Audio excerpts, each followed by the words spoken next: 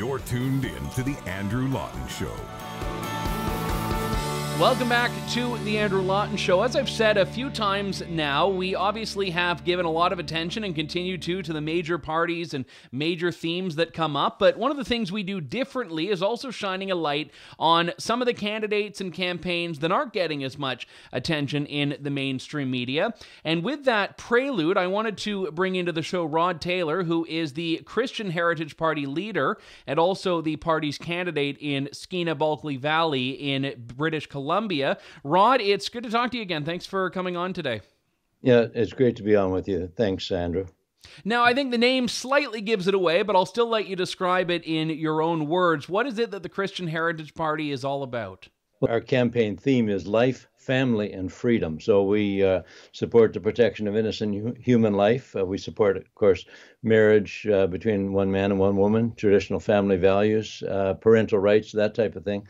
And we stand for freedom. And freedom in 2021 has become a pretty big issue in terms of, now they're talking about vaccine passports and that type of thing. But freedom of speech, we've seen social media even becoming a place where other opinion is limited. And so we have to stand up for that. The right of parents to counsel their own children, there's a lot of freedoms that are under attack. We saw churches shut down earlier in the year. So freedom has become kind of the front line because if we don't have freedom of speech, we can't defend any of the other human rights.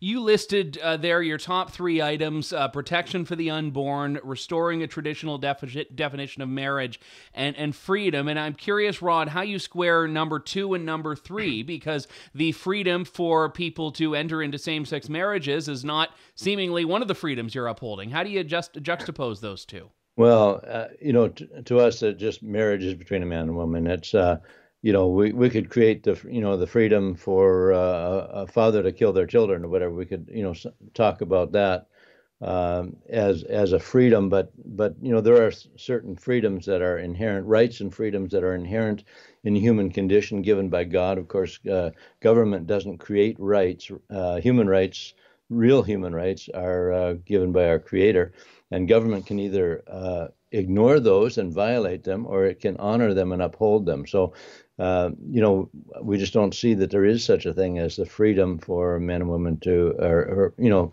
for same-sex marriage. That's, I think, a so-called right that has been created by the left. Is a funny way of putting it, but so we don't see that we're violating anything at all. Now, we are not trying to move against people who live a different lifestyle, but we think it's the government has no business to endorse something and call it marriage that isn't a marriage. That's how we look at that. Now, why is it the government's role, and I say this as a Christian, to endorse a Christian ethic and the government's role to endorse Christian law and basically God's law, as opposed to saying that this is a free country, you as an individual have the right to live your life in accordance with Christianity? Why is that an area where you think a government, and by extension a political party, needs to put this forward? Well, the preamble to the Charter of Rights and Freedoms says Canada is founded on principles that recognize the supremacy of God and the rule of law.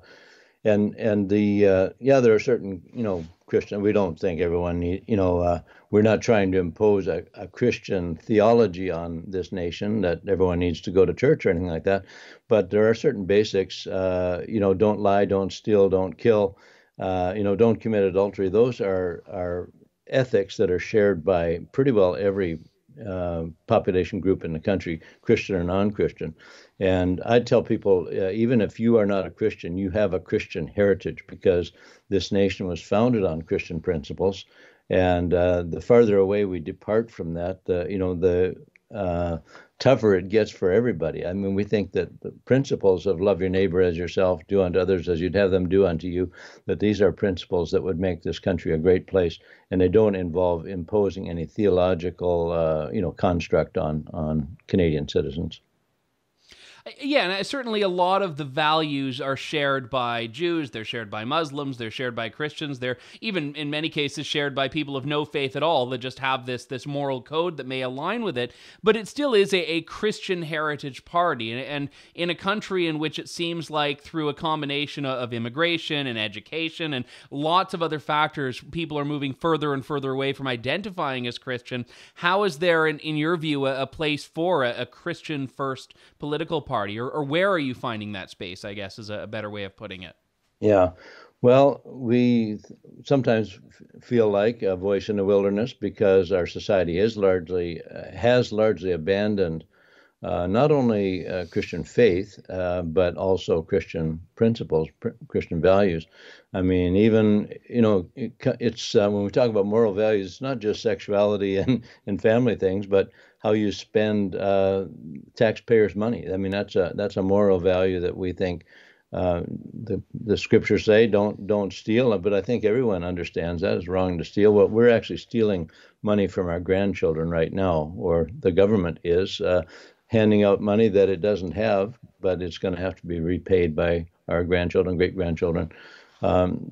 Christian values, I think, just supersede basically any theological construct. Again, as I mentioned, we think that loving your neighbor as yourself would be good for every Canadian. And the government, of course, can't force people to be good, but the government can set a pattern and put forward principles that align with, biblical principles, and certainly align with our Charter of Rights and Freedoms. Now, looking at your platform, I know you have a couple of items here, like wanting to balance the budget, enforce border protection, eliminate carbon taxes, and in the interest of disclosure, I agree with all three. So all three of those are wins for me. But I'm just curious where the Christian basis is of that, because these are not things that people would inherently associate with religion. They're, I think, good policies, but I'm just curious where you've decided as the leader of the Christian Heritage Party to approach these issues from. Well, the carbon tax, I think, is a matter of following science and just following the truth. A lot of people have fallen into a political correctness, and now it's many people think if you're don't agree with the theory that carbon dioxide is ruining the planet, that there's something wrong with you. And we think we just stand up for the truth, and that goes along with the vaccine mandates and that type of thing as well. I guess maybe the backside of that is some people have accused us of being, a one-issue party because we are, the only pro-life party at this point in time in Canada, actually standing up for the protection of innocent human life in the womb. And we say, no, we're not a one-issue party, but abortion is a one-party issue. We're the only ones willing to talk about it. But these other issues, I mean, you can't be a national political party without addressing all the issues that are on the table there. I mean, and I think people would rightly reject us if we would only talk about abortion or euthanasia or marriage. We do have a fairly broad platform. We're working on it all the time to make it better. But we take stands on things, and I guess other people, maybe sometimes even Christians, might disagree with us on things. And I have told my candidates, the other candidates that are running in this election, I mean, on life, family, and freedom, we're united. If someone has a different opinion about, supply management or about, how to handle the border crisis, I mean, they're allowed to express that. We're not going to be 100%. We're not carbon copy images of each other, right? Cookie cutter images, but we are unique individuals, and we come to conclusions based on our own personality. But if they're not, supportive of the protection of innocent human life, well, they really probably would be in the wrong party, right? So that's how we sort of divide that up. But we hope to have a broad discussion. We are actually we are going to have a convention next week, the last week of the campaign, a pre-planned convention, our triennial policy convention in Calgary. So I'll be down there for the last week of this campaign, but then back home in time for voting day. One of the interesting things I will say is that in Conservative Party of Canada politics, it's very difficult, not impossible, but difficult to be elected as a leader without being pro-life or without in some way appealing to social conservatives. We've seen this with Aaron O'Toole. We saw it with Andrew Scheer. We saw it with Stephen Harper, because social conservatives make up such a huge portion of the Conservative Party's base. You need their support at least in some way. So you are, I think, right to point out here that there is an appetite for a party that's going to take a stand for that. But as we so often see, the Conservative Party of Canada sometimes runs away from that once we get into a general election campaign, which is where we've been in the last couple of weeks on the issue. Right. Yeah. And of course, Aaron O'Toole, the current leader of the Conservative Party, was crystal clear when during their campaign, he wanted to give the impression that he would allow and work with social conservatives, but he said, I'm pro-choice. I'm supportive of what they call a woman's right to choose. I don't like that phrase, but that's the kind of phraseology they use. And he voted against Kathy Wagenthal's sex-selective abortion bill, C-233. I mean, so his position is not unknown. I'm actually surprised that anyone is surprised that he is not supporting pro-life activities. And even you go back to Stephen Harper, who I think was, I like Stephen Harper in many ways, but he personally, and with his inner core of the party, resisted 4 different efforts by his own backbenchers to bring forward pro-life legislation. So, and I think people who think that the Conservative Party is somehow going to come through in the end and do something pro-life are mistaken. And the idea that, well, I'm just writing a communique on it now about the big blue tent. It's bigger, but are there any tent pegs holding it down? That's kind of, where are the anchors for moral values, right? So with him, of course, now we see there's going to be he's going to get rid of Trudeau's carbon tax if he has the opportunity, but he's going to introduce his own, right? That type of thing. He doesn't like the concept of vaccine passports, but he's going to have some national system for tracking vaccination and alternatives and whatever. So I think he's trying to, stay close to the middle line, but unfortunately, that's where there's a lot of roadkill along the middle line. You can't please everybody, and if you're trying to please everybody, I think you're going to actually end up pleasing nobody.